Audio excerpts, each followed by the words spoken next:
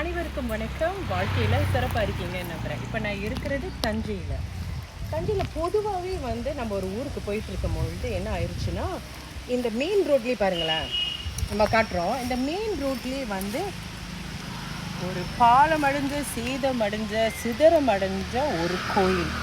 இது இந்த கோயில் பேர் தியாக சமுத்திரம்.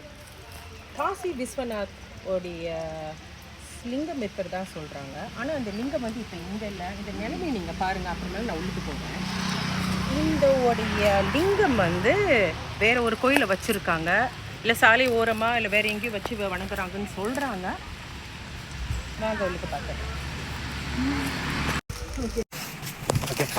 அந்த கோயில்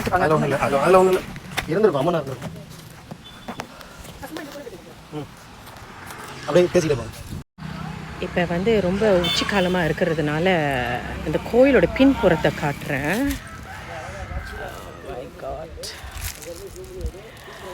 பாருங்க, முழுக்க முழுக்க செங்கற்களால் ஆனப்பட்ட கோயில். எல்லாம் தொடுறதுக்கே ஒரு பாக்கியம்தான்.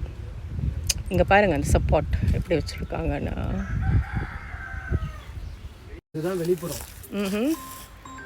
இதோட கட் ஆகும். அப்போ இது முழுக்க செங்கல் எல்லாமே அரைச்சிருச்சு. இன்னும் கொஞ்ச காலத்தில் கோயில் எவ்வளோ இந்த காலத்தில் இவ்வளோ ஸ்ட்ராங்காக கட்ட முடியாது. இந்த காலத்தில் எவ்வளோ ஸ்ட்ராங்காக கட்டி, ஆமாம், அது எவ்வளோ டெக்னாலஜி வந்தாலும் அந்த கல்லுக்கும் போடல கல்லுக்கும் வித்தியாசம் இருக்குது. இப்போ உள்ள கல்லெல்லாம் உடச்ச போட்டோம்னா எவ்வளோ டெக்னாலஜி வந்தாலும் அது மாதிரி கட்ட முடியாது. ஆமாம், அது அழகாக அந்த கல்லை அந்த வெட்டுப்பட்டு இருக்கிற நிலைமையை பாருங்கள். அது ஒரு எப்படி சொல்லுவாங்க, அதோடைய கட்டிங் பாருங்கள்.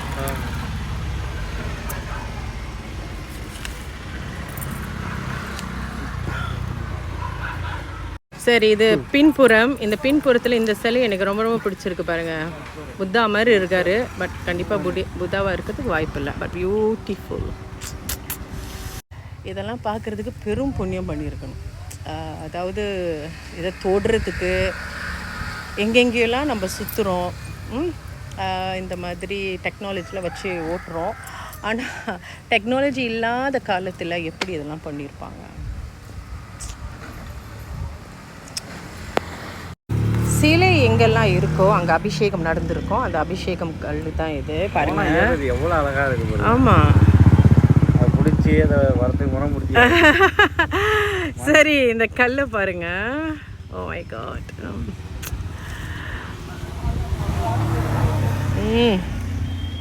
சுற்றி வருவோம் கோயிலை. இவ்வாறான கோயில்கள் அரசாங்கம் கண்டிப்பாக ஏதேனும் செய்யணும். அரசாங்கமே இதுக்கு ஒரு ஃபண்ட் திரட்டி இந்த கோயிலை காப்பாற்றுவாங்கன்னு நான் நம்புகிறேன். இது வெளிப்புற தோற்றம். ரொம்ப அழகு, ரொம்ப அழகு.